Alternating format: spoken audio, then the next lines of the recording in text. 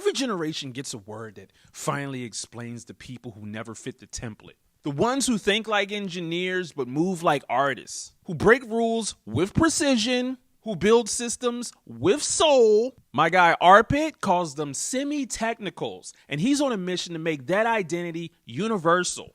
Because let's be honest, the world always tries to split us. Creative or analytical, instinct or logic, visionary or operator.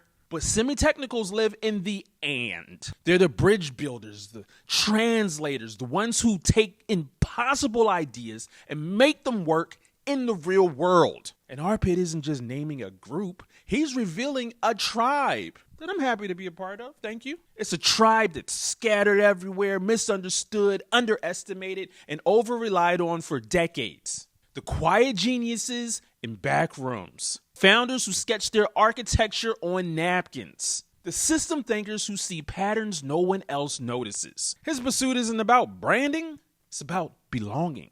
Giving millions of hybrid minds a flag to fly, a category to stand in, a home for their weird brilliance. And as the identity spreads, clip by clip, story by story, interview by interview, people are realizing something powerful. They're not alone. They're not too much. They're not hard to explain. They're just semi-technical. And suddenly the world makes more sense. Arpit is building an identity that will outlive him.